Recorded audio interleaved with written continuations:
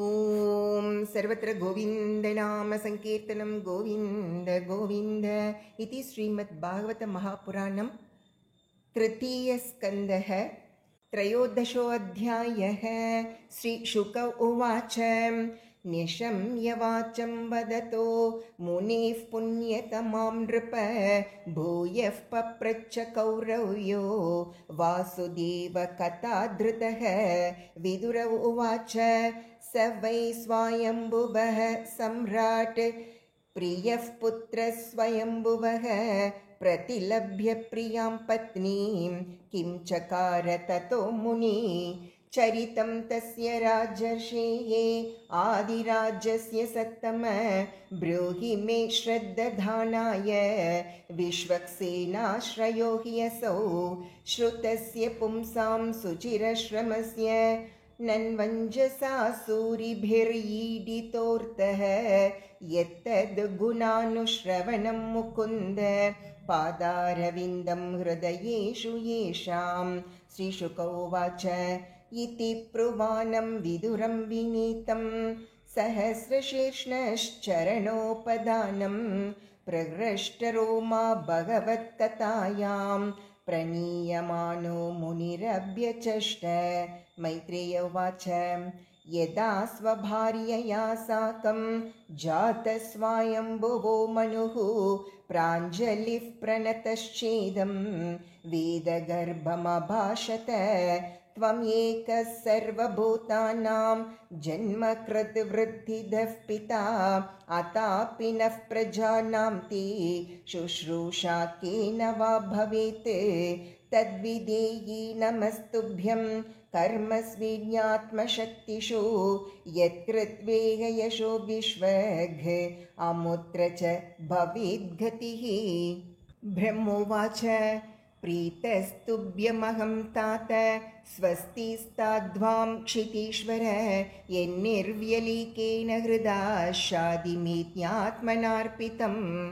ये तावध्यात्मजैर्वीर कार्या हि अपचितिर्गुरौ शक्त्या प्रमत्तैर्गृह्येत सादरं गतमत्सरैः स त्वमस्यामपत्यानि सदृशान्यात्मनुगुणैः उत्पाद्य शासधर्मेण गां यज्ञैः पुरुषं यज परं शुश्रूषणं मह्यं स्यात् प्रजारक्षया नृप।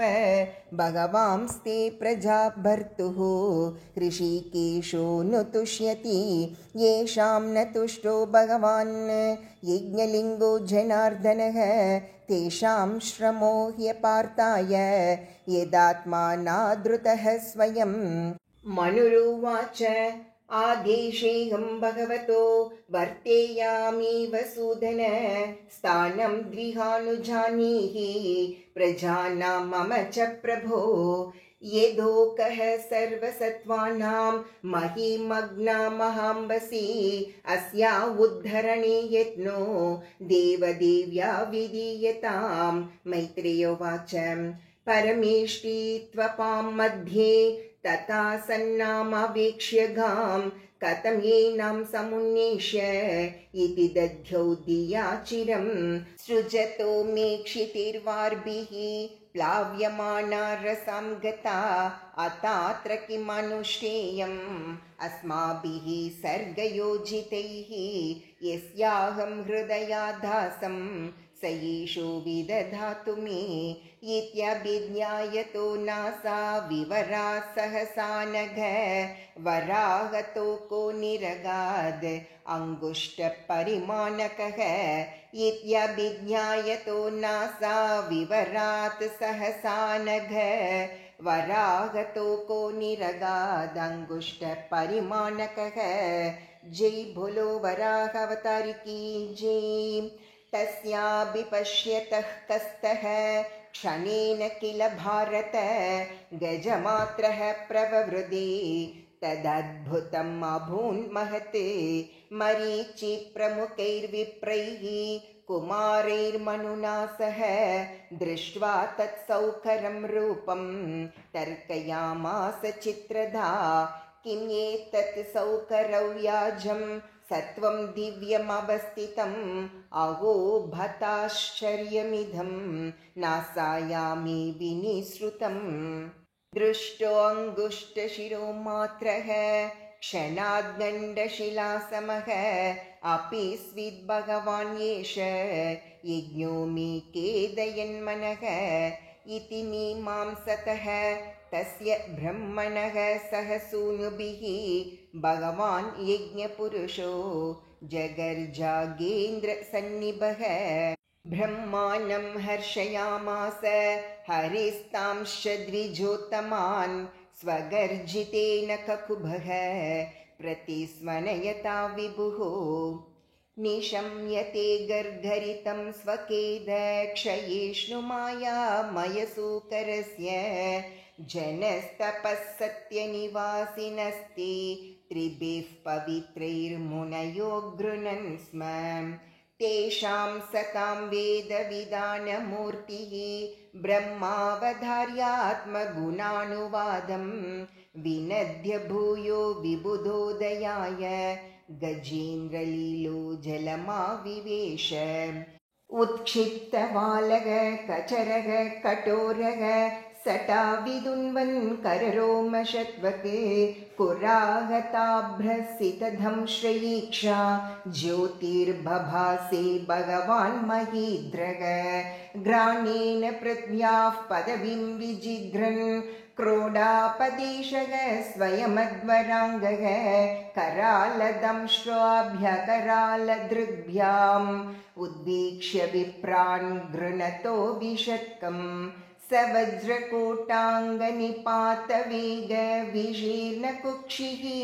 स्तनयन्नो धन्वान् उत्सृष्टदीर्घोर्मिभुजैर्यिवार्तः शुक्रोशयज्ञेश्वर पाहि मेति कुरैः क्षुरप्रैर्धरयंस्तदाप उत्पारपारं त्रिपरोरसायां ददर्शगां तत्र सुषुप्सुरग्रे यां जीवधानीं स्वयमभ्यदत्त स्वधंष्टयोद्धृत्य महिं निमग्नां स उत्थित संरुरुचेरसायाः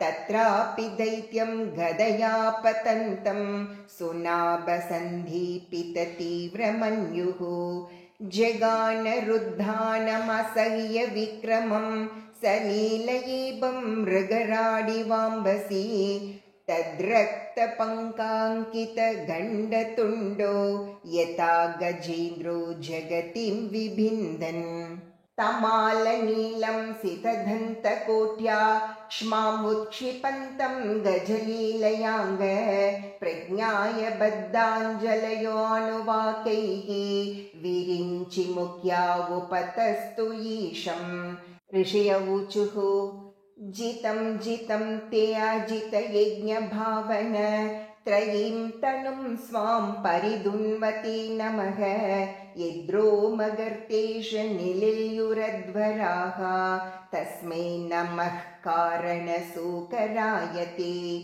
रूपं तवेतन्ननुदुष्कृतात्मनां दुर्दर्शनं देवयधध्वरात्मकम् छन्दांसि यस्य त्वचि बर्हिरोमसो आज्यं दृशीध्वङ्ग्रिषु चातुर्होत्रं सृक्तुण्डासीत् श्रुवयीशनासयोः इडोधरे चमसाः कर्णरन्ध्रे प्राशीत्रमस्ये ग्रसने ग्रहास्तु ते यच्चर्वणं ते भगवन्नग्निहोत्रम् दीक्षानुजन्मोपसदः शिरोधरं त्वं प्रायणीयो उदयनीयधंष्ट्रः जिह्वा प्रवर्ग्यस्तव शीर्षकं क्रतोः सभ्यावसत्यं चितयोऽसवोहिते सोमस्तु रेतः सवनान्यवस्थितिः संस्था विभेदास्तव देवधातवः सत्राणि सर्वाणि शरीरसन्धिः त्वं सर्वयज्ञक्रतुर्येष्टिबन्धनः नमो नमस्ते अखिलमन्त्रदेवता द्रव्याय सर्वक्रतवे क्रियात्मने वैराग्यभक्त्यात्मजयानुभावित ज्ञानाय विद्या गुरवे नमो नमः। दंष्ट्राग्रकोट्या भगवन् त्वया धृता विराजते भूधर भूः स भूधरा यथा वनान्निस्सरतोद्धता धृता मतङ्गजेन्द्रस्य सपत्रपद्मिनी। त्रयीमयं रूपमिदं च सौकरं भूमण्डलेनातधता धृतेन ते चकास्त्रिशृङ्गोढघनेन भूयसा कुलाचलेन्द्रस्य यतैव विभ्रमः। संस्थापयेनां जगतां सतस्तुषां लोकाय पत्नीम् असिमातरं पिता विधेम चास्यै नमसा सह त्वया यस्यां स्वतेजोऽग्निनिवारणावधाः। कः श्रद्धधीतान्यतमस्तव प्रभो रसां गताया भुववुद्विबर्हणं न विस्मयोऽसौ त्वयि विश्वविस्मये यो माययेधं ससृजेति विस्मयम्।